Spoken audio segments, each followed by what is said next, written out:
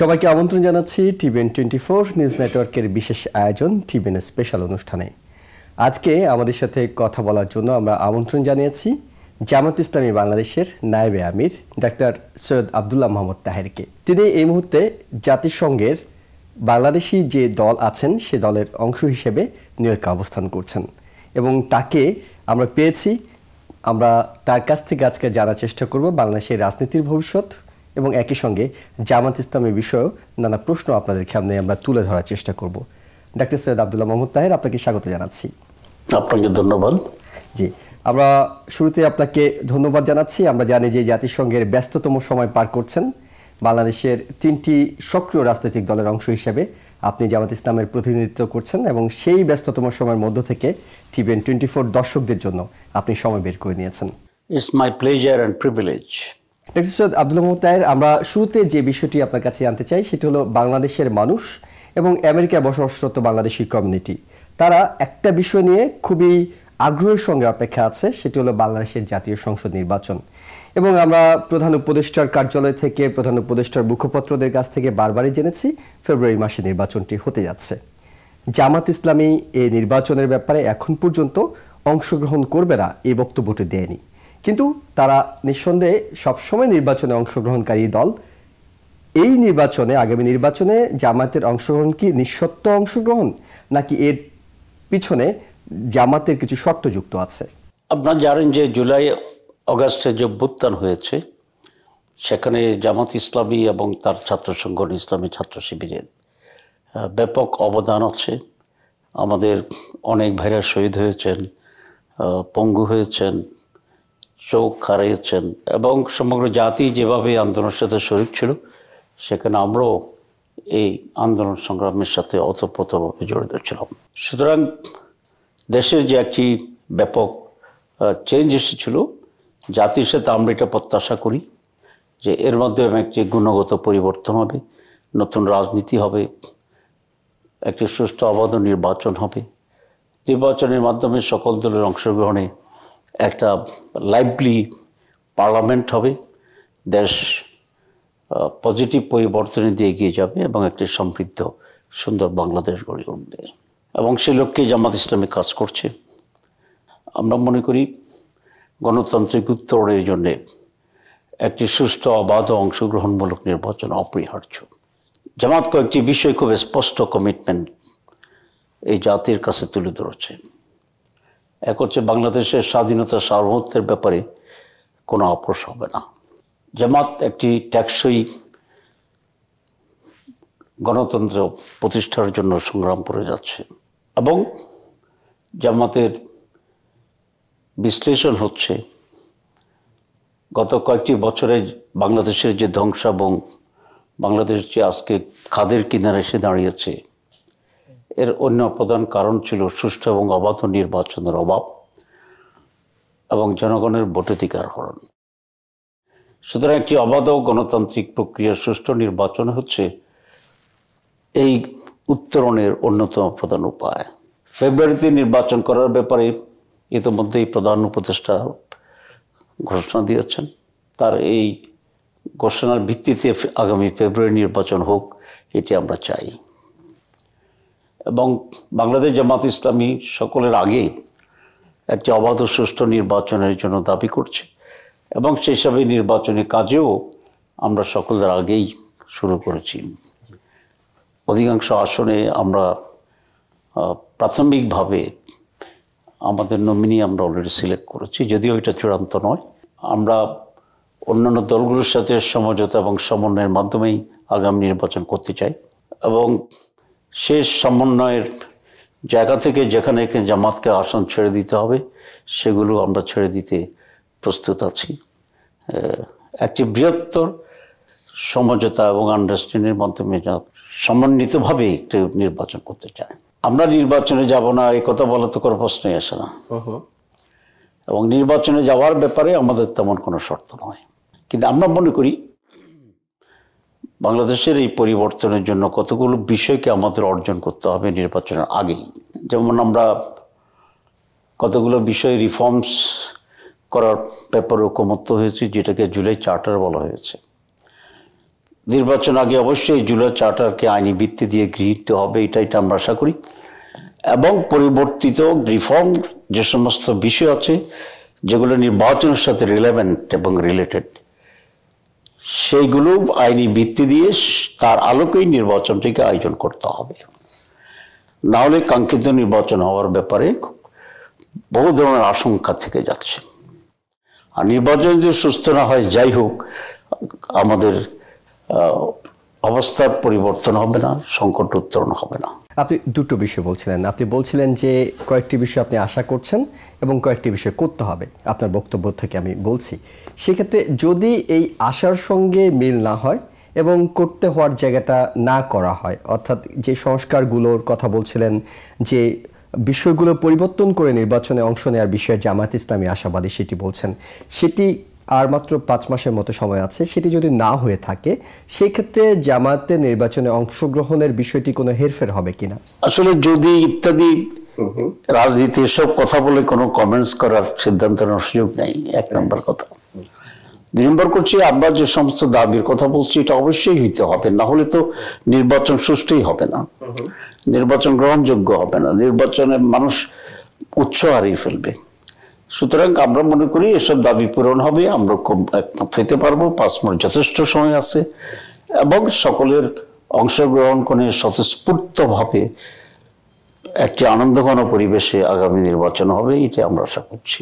একটি বিষয় আপনার কাছে জানি, সেটি হলো যে এর আগে আমরা যদি সাম্প্রতিক গণতান্ত্রিক পর্যায়ে যাওয়ার পরের নির্বাচনগুলোর কথা বলি, 91, 96, 2001, 2009, সেই নির্বাচনগুলোতে জামাত ইসলামী হয়তো আসন সংখ্যা বাড়িয়ে নেওয়ার বিষয়টি তাদের আলোচনার মধ্যে ছিল, যে কতটা সংখ্যক আসনে তাদের প্রার্থীকে জয়ী করে নেওয়া যায়। কিন্তু জামাত হয়তো তখনকার নির্বাচনগুলোতে ক্ষমতায় যাওয়ার কথা ভাবেনি। জামাত হয়তো ভাবেনি কখনো ডাকসু কিংবা জাকসুতে ছাত্র শিবিরের প্যানেল একচ্ছত্রভাবে বিজয়ী হবে, হয়তো ভাবেনি, আমি বলছি। সেই জায়গায় হয়তো জামাত এখনো ভাবছে কিনা যে তারা রাজনৈতিক দল হিসেবে নির্বাচন অংশ নেবে এবং ক্ষমতায় যাবে, সেটি কি ভাবছে কিনা জামাত? আসলে জামাত যখন নির্বাচনে স্বল্প সংখ্যক আসনে নমিনেশন দিয়ে চেকিং করেছি, সেটি থেকে এখনকার এই নির্বাচনের সময়সীমা প্রায় 20 বছরেরও বেশি। ঠিক আছে, শুধু একটি রাজনীতির জন্য 20 বছর কিন্তু অনেক বড় সময়, বিশেষ করে জামাত ইসলামীর মতো একটা পুরানো এবং সংঘবদ্ধ শক্তিশালী সংগঠনের জন্য। সুতরাং এখন তো ব্যাপক পরিবর্তন হয়েছে। আমরা যেটা 2008 সালে ভাবিনি, আর 2008-এর পরে তো 12 আর 25, 14, প্রায় 18 বছর, 20 বছর। এই 20 বছরে অনেক পরিবর্তন হয়েছে দেশে, বিশেষ করে 5ই আগস্টের পরে, জুলাই বিপ্লবের পরে মানুষের ভিতরে আমূল পরিবর্তন হয়েছে, এবং সেই পরিবর্তনটি জামাতের চিন্তা চেতনার পক্ষে হয়েছে। মানুষ চায় একটা কারাপশন ফ্রি বাংলাদেশ, এটা জামাতের অন্যতম এজেন্ডা, এমন একটা প্রমাণিত সত্য জামাতের পলিটিক্যাল লাইফে। মানুষ চায় একটি চেঞ্জ পজিটিভলি, সেটি জামাতেরও স্বপ্ন এবং জামাতের কর্মসূচি আছে। তো সবকিছু মিলেই এখন জামাত ইসলামের প্রতি মানুষের একটি বড় ধরনের আস্থা তৈরি হয়েছে।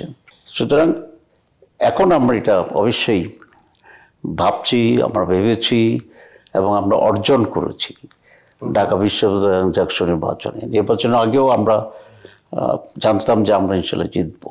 কত ভোটে জিতবো সেটা আমরা অতভাবে বুঝিনি, যে আমরা 3 গুণ বেশি ভোট পাবো, কারণ এটা ডাক্তার ইতিহাস আর কখনো হয়নি। 80% ভোট কালেকশন কখনো হয়নি। 3 গুণ ব্যবধানে এক প্রার্থী জিতেছে, এটা হয়নি। কোন একটি দল থেকে সব আসনে প্রায় হলে এবং কেন্দ্রে জিতে গেছে, এটাও হয়নি। এতগুলা মেয়েরা কোন একটি দলকে কখনো দিতে ভোট দেয়নি। সুতরাং ডাকসুর এই নির্বাচন অনেকগুলো রেকর্ড তৈরি করে ফেলেছে, এবং every record by our people, our students and the students of the Dhaka University.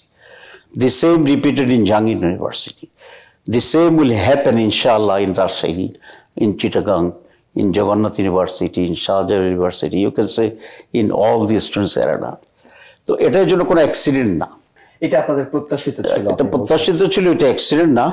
এটা আজকাল পরিবর্তিত বাংলাদেশের একটি কমন স্বতঃস্ফূর্ত রিফ্লেকশন। এবং এইটা রাজনৈতিক অ্যাসেসমেন্ট আপনাদের ছিল আগে থেকে যে আপনাদের পরিবর্তন জনমত আপনাদের পক্ষে যাচ্ছে, সেটি আপনারা টের পাচ্ছি এবং এখনো পক্ষে আসছে আলহামদুলিল্লাহ। সেই প্রসঙ্গে আপনার কাছে জানি, সেটি হলো ক্ষমতায় যাওয়ার বিষয়টি, কিংবা ক্ষমতায় জনগণ আপনাদেরকে নির্বাচিত করবে, একেবারে রাষ্ট্রীয় ক্ষমতাসীন দল হিসেবে জামাত ইসলামী আবির্ভূত হবে। এটি কি জাকসু নির্বাচনের আগে থেকেই আপনাদের মধ্যে এই আত্মবিশ্বাসটা কাজ করছিল, নাকি এই দুটি নির্বাচন আপনাদের এই ধারণাটাকে অনেক বেশি পোক্ত করেছে? না, এই দুটোর আগেও আমরা টের পাচ্ছিলাম যে জনগণ আমাদের পক্ষে খুব দ্রুত পরিবর্তন হচ্ছে। আপনারা যদি দেখেন 3টা জনমত যাচাই রিপোর্ট আসছে আমাদের কাছে, এবং 3টি কোনো জামাত বিরোধী প্রতিষ্ঠান বলা যায়। প্রথমটা যেটা ছিল সানেম বলেছে BNP 42%, Jamaat 32%, more or less all this things. তার 2 মাস পরে ব্রাক ইউনিভার্সিটি যে সার্ভে, সেখানে দেখা যাচ্ছে 12% এবং 10.5%, মানে 1.5% ডিফারেন্স। ওইটাতে তো মানে ডিফারেন্স কমে আসছে, ঠিক আছে। কোনো সার্ভে অবশ্য আরো ভিন্ন কথা বলেছে, কোথাও আমাদেরকে বেশিও দেখা গেছে। ইন এনি কেস, আমি মনে করি না যে সার্ভে যা বলেছে তাই সঠিক, কিন্তু এটা একটা ইন্ডিকেশন যে জামাত সাপোর্ট ইজ ইনক্রিজিং এবং অন্যান্য দলের সাপোর্ট ইজ ডিক্রিজিং গ্র্যাজুয়ালি, এবং এটা এখনো কন্টিনিউ আছে, অব্যাহত আছে। জাকসু নির্বাচনের পরে এই চেঞ্জের যে স্পিডটা, এটা আগের চেয়ে অনেক বেশি বৃদ্ধি পেয়েছে, মানে গতিটা আরো বেড়েছে। সুতরাং মানুষই এখন বলছে যে আগামী নির্বাচনে কারা ক্ষমতায় আসবে, বিএনপি জামাত, এখন এটা অনিশ্চিত হয়ে গেছে। মানে জামাতেরও যাওয়ার একটা সম্ভাবনা দেখা দিয়েছে। এটা মানুষের কথা, আমরা কিন্তু কখনো এই কথা দাবি করছি না, কারণ মানুষের যেটা কথা সেটাই তো আসল কথা, ঠিক আছে। সুতরাং সম্ভাবনা তো তৈরি হচ্ছে। এবং আপনার কথার সূত্র ধরে যদি বলি যে আপনাদের জনপ্রিয়তা বাড়ছে, যদি আপনাদের প্রধান প্রতিদ্বন্দ্বী রাজনৈতিক দল হিসেবে এখন আমরা বিএনপিকে বাংলাদেশে বিবেচনা করি, বিএনপির জনপ্রিয়তা কমছে, আপনারা এগুচ্ছেন, বিএনপি পেঁচাচ্ছে জনপ্রিয়তা জরিপগুলোতে, এবং আপনাদেরকে আরেকটু এগুতে হবে, অনেকেই মনে করেন। সেই আরেকটু এগুতে হলে আপনাদেরকে আরেকটু সময় নিতে হবে। সেই সময়টা হয়তো এই ফেব্রুয়ারি নির্বাচন পর্যন্ত 5 মাস যথেষ্ট নয়। আরও যদি 1 বছর পাওয়া যায়, 2 বছর পাওয়া যায়, জামাতের জনপ্রিয়তা হয়তো আরও বাড়তে পারে। সেই ক্ষেত্রে নির্বাচন নিয়ে যে অনিশ্চয়তার কথা রাজনৈতিক মহলে শোনা যায়, সেইখানে জামাতের কোনো হাত আছে কিনা? না, জামাতের কোনো হাত নাই এবং আমাদের পাও নাই। আমাদের হাতনে পাও নাই। এখানে বিষয়টা যেটা হচ্ছে দি রিয়েলিটি অফ বাংলাদেশ, ঠিক আছে। যারা এটা বলছেন জামাতের আরো সময় লাগবে, সঠিক হইতে পারে। যারা আবার এটা বলছেন না জামাত দ্রুত আগে যাচ্ছে, এই সময় ভিতরে জামাত এটাকে ওভারকাম করে, সেটাও হইতে পারে। সুতরাং কি হবে এটা সবচেয়ে আল্লাহ ভালো জানেন। তবে আমরা দেখছি যে মানুষের আস্থা আমাদের প্রতি আগের চেয়ে এখন অনেক বৃদ্ধি পেয়েছে এবং গ্র্যাজুয়ালি সেটা বৃদ্ধি পাচ্ছে। ডক্টর আব্দুল মাহমুদ তাহের, একটি বিষয় আপনার কাছে জানি, আপনি বলছিলেন 20 বছর লম্বা সময়, নিঃসন্দেহে 20 বছর লম্বা সময়। 20 বছর আগে যে শিক্ষার্থী ছিল সে এখন মোটামুটি সংসারের পুরো দায়িত্ব নিয়েই কাজ করছে। 20 বছর আগে জামাতের যদি আমরা ভোটের হিসেব করি 8 থেকে 10% বিভিন্ন নির্বাচনী ফলাফলগুলো বিশ্লেষণ করে পাওয়া যাচ্ছিল। এখন বর্তমানে ক্ষমতায় যেতে হলে অন্তত একটি দলের ভোট 30 থেকে 40% প্রয়োজন হয়। এই বিশাল সংখ্যক প্রায় 2 গুণ 3 গুণ 4 গুণ ভোটার বেড়ে যাওয়া, এর পিছনে জামায়াতের মূল ম্যাজিক কিংবা ক্যারিশমাটা আসলে কি? এখানে দুটো দিক কাজ করছে, পজিটিভ এবং নেগেটিভ ফ্যাক্টর। পজিটিভ ফ্যাক্টর হচ্ছে মানুষ বিগত 54 বছরের নানা শাসনে, দুর্নীতিতে, দুর্বৃত্তায়নে, গণতন্ত্রহীনতায়, মারামারিতে, কাটাকাটিতে, লুটপাটে এত বেশি বিরক্ত হয়ে গেছে। বিরক্তির পরে মানুষ চাচ্ছে একটা পজিটিভ পরিবর্তন, একটা সততা, একটা শান্তিপ্রিয়তা, একটা ডিসিপ্লিন, একটা নৈতিকতা। এগুলো মানুষের এখন স্বাভাবিক দাবি। এই দাবিতে মানুষ এখন রাজনৈতিক দল খুঁজতে গিয়ে দেখা যায় যে জামাত ইসলামীর ভিতরে অনেক কিছু পাওয়া যাচ্ছে। যেমন জামাতের 2 জন মন্ত্রী ছিল, দুর্নীতি করে নাই। আমাদের প্রায় 60-এর মতো এমপি ছিল বিভিন্ন সময়, কখনো 20, কখনো 17, কখনো 2। এই 60টি আসনের এমপিদের ভিতরে তেমন কোনো দুর্নীতি ছিল না, ঠিক আছে। তো মানুষ যখন দেখছে যে একটা দুর্নীতিমুক্ত মানুষ এবং দল দরকার, তারা জামাতে পাইছে। তো জামাতে পাওয়ার কারণে মানুষের এখানে একটা আস্থা এবং স্যাটিসফ্যাকশন তৈরি হয়েছে। মানুষ দেখেছে একটা ডিসিপ্লিন পার্টি, সেটা জায়গা দেখছে যে জামাতেই ডিসিপ্লিন পার্টি।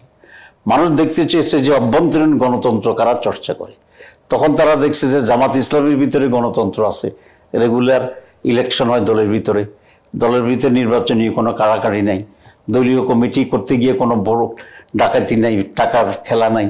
তো এখানে গিয়ে মানুষের সাথে একটা মিল পেয়েছে।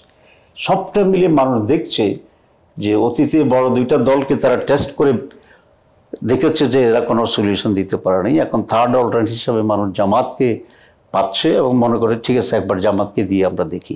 এই যে দিয়ে দেখি এই একটা পরিস্থিতি পেয়েছে, তো এটা জামাতকে মানুষের কাছাকাছি নিয়ে গেছে। This is one.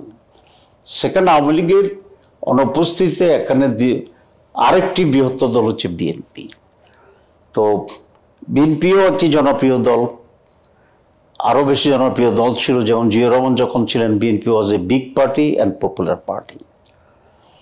ম্যাডাম যখন নেতৃত্বে ছিলেন ডাইরেক্টলি, তখন BNP was a big party and জনপ্রিয় পপুলার পার্টি। কিন্তু এখন Jamaat is a big party, BNP is a big party but may not be popular party. এর কারণ হচ্ছে গত আওয়ামী লীগের পতনের পরে যে সময়টা এখন আমরা অতিক্রম করেছি, এখানে গ্রামে গঞ্জে নানা জায়গায় তাদের যে অ্যাক্টিভিটিসটি, এটা মানুষ সেভাবে পজিটিভলি নিচ্ছে না।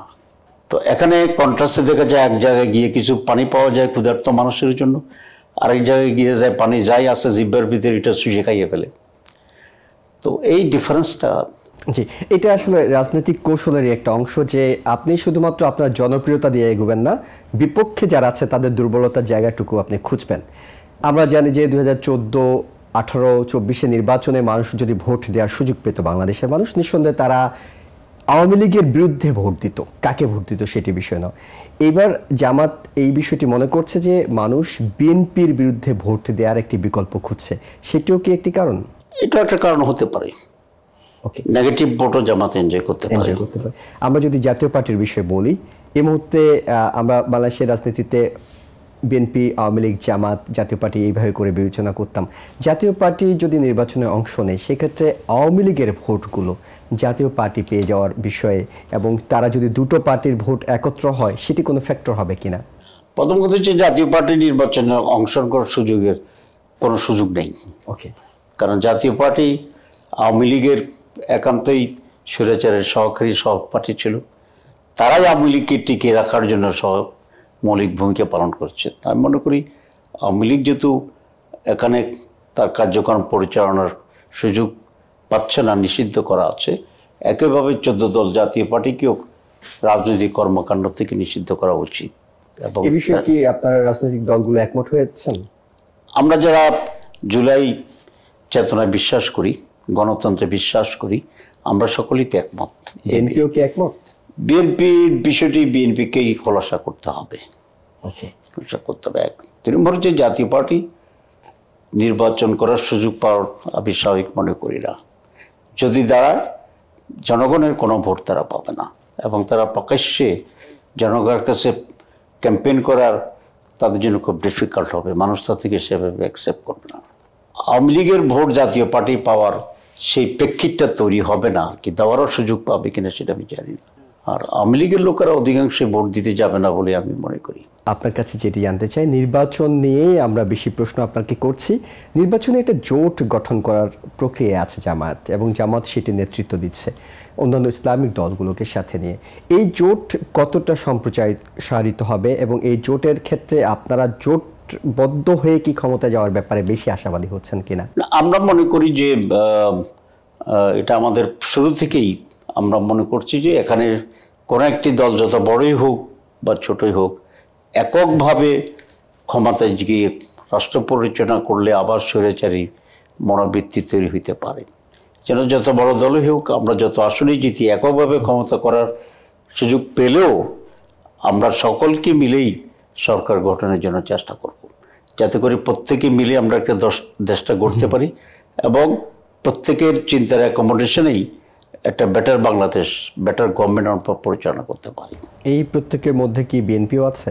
আমরা সকলে একটা আন্ডারস্ট্যান্ডিংয়ের ভিতরে থাকব, এটা জরুরি নয় যে সকলে মিলে আমরা সরকার গঠন করব, কিন্তু রাষ্ট্র পরিচালনায় সরকার যিনি থাকেন, যিনি বিরোধী দলে থাকেন, নিজেদের ভিতরে কতগুলো মৌলিক বিষয়ে একটা আন্ডারস্ট্যান্ডিং থেকে শান্তিপূর্ণভাবে দেশ পরিচালনার সুযোগ হইতেই পারে, আমরা সেটাকে এনকারেজ করব।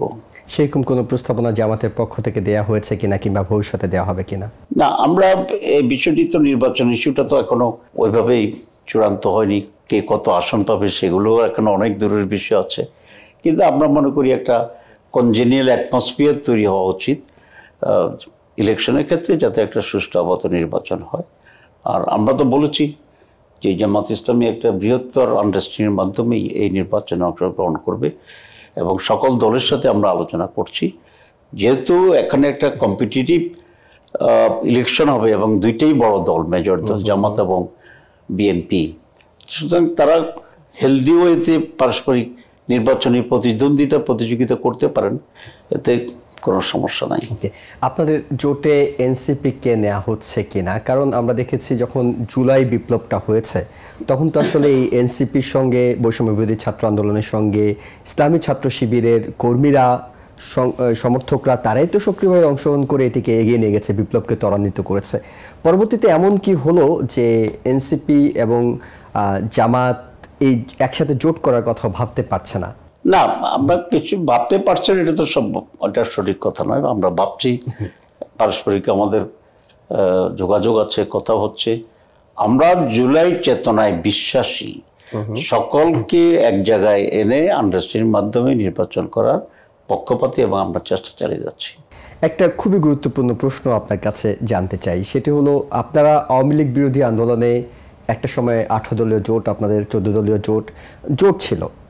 সেই জোট কখন কিভাবে ভেঙে গেল প্রকাশ্য কোনো ঘোষণা না জামাত ইসলামের কাছ থেকে আমরা পেয়েছি, না বিএনপির কাছ থেকে আমরা পেয়েছি। কি এমন হয়েছে যে আপনাদের এতদিনের লম্বা একটা সংসার ভেঙে গেল? না, এটা আওয়ামী লীগের পতনের বছরখানেক আগে বা তারও একটু আগে বিএনপির পক্ষ থেকে প্রকাশ্যেই তার রাজনৈতিক অফিস থেকে অন্যান্য দলের সাথে মিটিং করার পরে নজরুল ইসলাম খান ঘোষণা দিয়েছিলেন যে এখন থেকে আর 20 দলীয় জোট নাই। সুতরাং কেউ ঘোষণা দেয়নি, কথাটি বোধ হয় তথ্যের সংকট। বিএনপি ঘোষণা দিয়ে এই জোটকে ভেঙে দিয়েছিল। জানতে চেয়েছিলেন নাই কেন? না, তারা আপনাদের কাছ থেকে দূরে সরে, না, তারা আমাদের সাথে যেহেতু আলাপ করেই ভেঙে দেওয়ার কথা বলেনি, আমরা জানতেও চাইনি, কিন্তু যেহেতু ওনারা ভেঙে দিয়েছেন বলছেন, আমরা আমাদের মতো করেই আমরা রাজনীতি করছি। আমি একটু আপনার কাছে জানতে চাই জাতীয় ঐক্যমত্য কমিশন বিষয়ে। জাতীয় ঐক্যমত্য কমিশন গঠন করা হয়েছে রাজনৈতিক দলগুলোর মধ্যে ঐক্যমত্য যাতে আরও বাড়ানো যায়, এবং সেখানে আপনি জামাত ইসলামের প্রতিনিধি হিসেবে প্রতিদিনই বিভিন্ন নীতি নির্ধারণের বিষয়ে জামাতের দৃষ্টিভঙ্গি, আপনার দৃষ্টিভঙ্গি আপনারা তুলে ধরেছেন। এইখানে এত রাজনৈতিক দল এত লম্বা সময় নিয়ে এটি হয়েছে, এখন একেবারে নির্বাচনের কাছাকাছি সময় এসে আবারও সময় বাড়ানো হচ্ছে। তাদের কি কৌশলগত পরিকল্পনা ঠিক পথে এগুচ্ছিল, নাকি আপনার কাছে মনে হয় এতদিনের অভিজ্ঞতা থেকে আপনি যে তাদের কৌশলের জায়গাতে আসলে কোথাও ঘাটতি আছে? আমি ধন্যবাদ জানাই যে যারা কমিশন আছে, প্রচুর ধৈর্য, প্রচুর সময় দিয়ে তারা চেষ্টা করেছেন। কৌশলগত কিছু ত্রুটি তো থাকতেই পারে, কারণ আমার প্রক্রিয়া একরকম, আরেকজনের প্রক্রিয়াতে একরকম হতে পারে প্রসেসের জন্য। তবে তারা সিনসিয়ারলি কাজ করেছেন, এটা ঠিক। আমি মনে করি ঐকমত্য কমিশনের অনেক অ্যাচিভমেন্ট আছে, অনেকগুলো বিষয়ে আমরা একমত হয়েছি। মৌলিক ও 19টা বিষয়ে তারা সকল দলকে কাছাকাছি নিয়ে আসছে, ঠিক আছে। এখন তাদের সময় ক্ষেপণ করা উচিত না। আমি মনে করি অধিকাংশ দল বা 3/4 দল যে বিষয়ে একমত হয়েছে সেগুলোকে ঐকমত্য হিসাবে বিবেচনা করে আইনি ভিত্তি দিয়ে এর ভিত্তিতে নির্বাচনের প্রস্তুতি নেওয়ার জন্য তাদের তড়িৎভাবে উদ্যোগী হওয়া উচিত। That soil is and soil.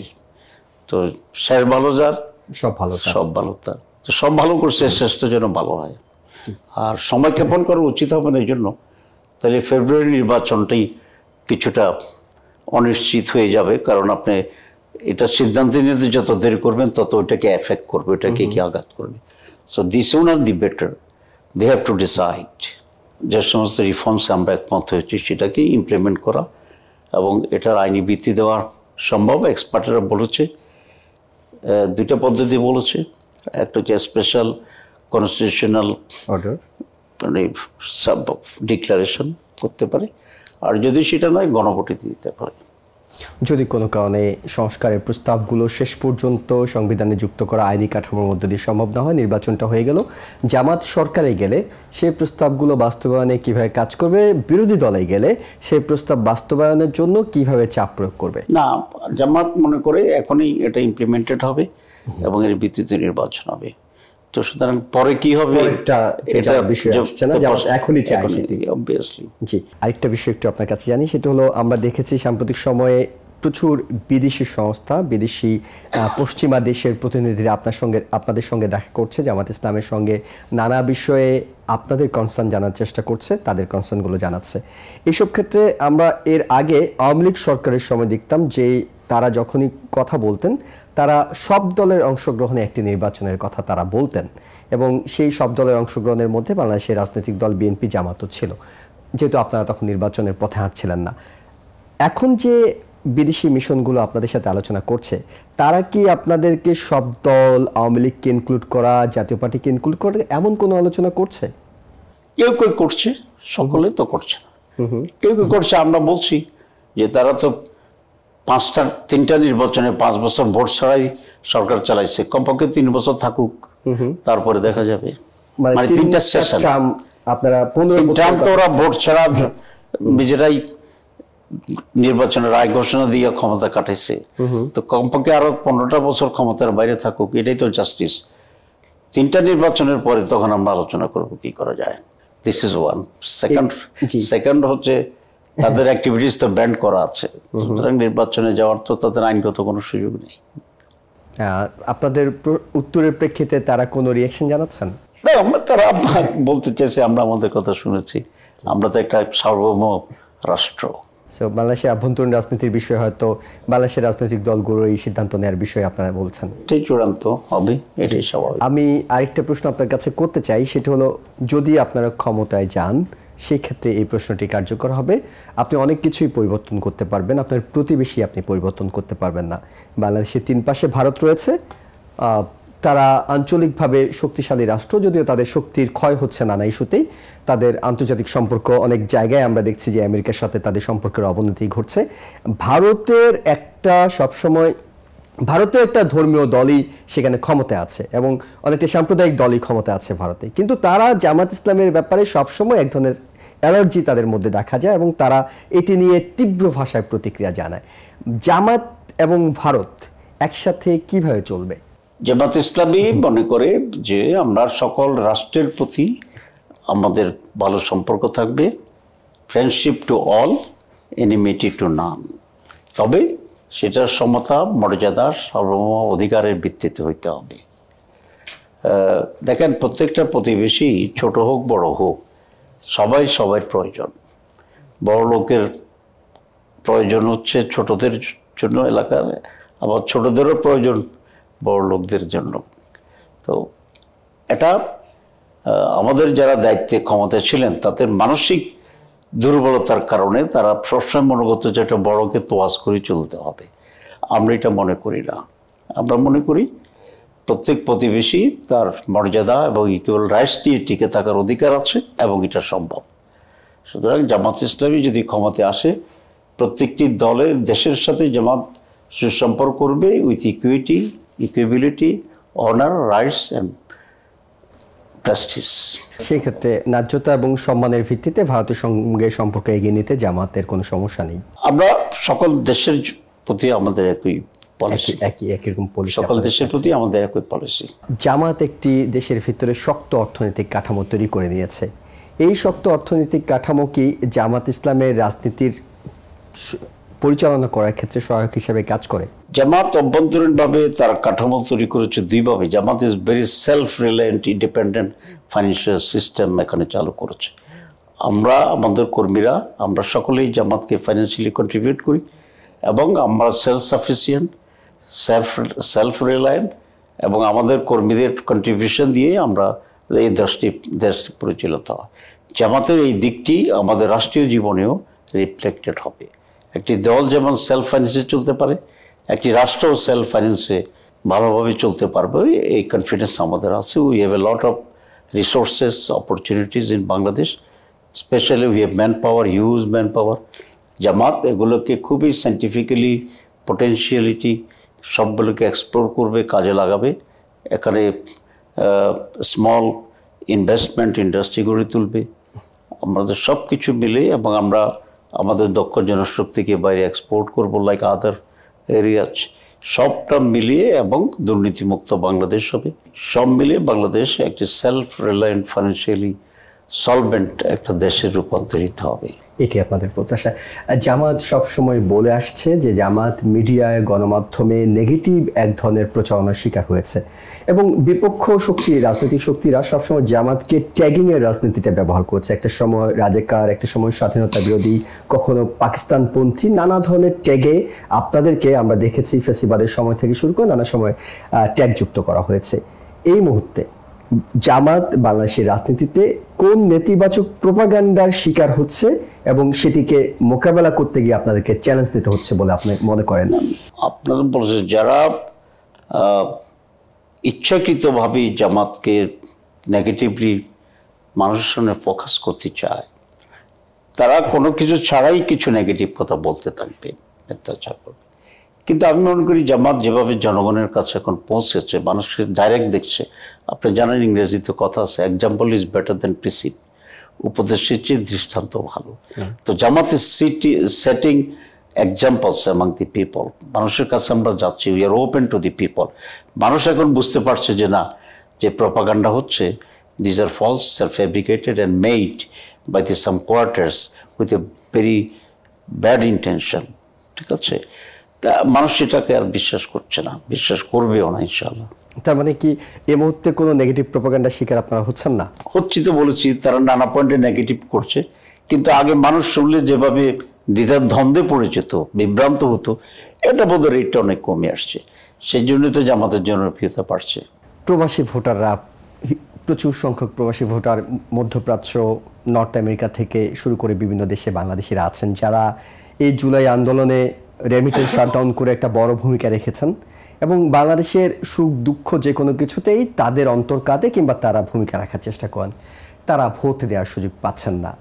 অন্তর্বর্তীকালীন সরকারের প্রধান উপদেষ্টা প্রতিশ্রুতি দিয়েছিলেন তাদের প্রবাসী ভোটের ব্যবস্থা করবেন। এখন পর্যন্ত যে উদ্যোগ, তাতে মনে হয় না যে তারা পর্যাপ্ত পরিমাণে ভোট দেওয়ার সুযোগ পাবেন। জামায়াতের অবস্থানটা আসলে কি এই বিষয়ে? জামাতেই প্রথম দল যারা প্রবাসীদেরকে ভোটের অধিকারের ভিতরে আনার জন্য জোর দাবি জানাইছে, দাবি জানিয়ে অব্যাহত আছে। এখন আমরা চাপ তৈরি করছি। আমরা আশা করি গভর্নমেন্ট তো নীতিগত একমত হয়েছে এটা করার জন্য, কিছু কাজ শুরু হয়েছে, এটাকে আরো জোরদার করতে হবে এবং সেই জন্য আমরা প্রয়োজনীয় চাপ তৈরি করব এবং আমরা আশা করি এই নির্বাচনে প্রবাসীরা ভোট দেওয়ার সুযোগ পাবে।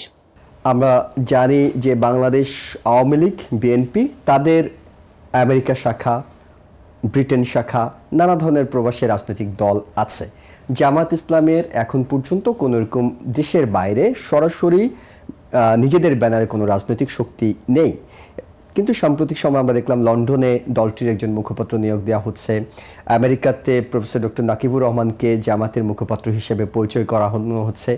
এই ক্ষেত্রে আপনারা কোন দিকে যাচ্ছেন? আপনারা কি দেশের বাইরেও রাজনৈতিক দল নিজেদের ব্যানারে করার পরিকল্পনা করছেন, নাকি মুখপাত্র নিয়োগ কিংবা কৌশলটা আসলে কি হতে যাচ্ছে? না, আমরা মনে করি বিদেশের মাটিতে বাংলাদেশের রাজনীতির সম রেপ্লিকা তৈরি হওয়া ঠিক নয়, কারণ তারা তো যে দেশে থাকুক, বাংলাদেশে তাদের যে কন্ট্রিবিউশনটি এটা নানা ওয়েতে হতে পারে, কিন্তু আমাদের যে লোকগুলো আছে তারা যেন স্বদেশে সংগঠিত থাকে, সেজন্য আমরাও কাজ করছি, আগে থেকেই উদ্যোগ নিচ্ছি।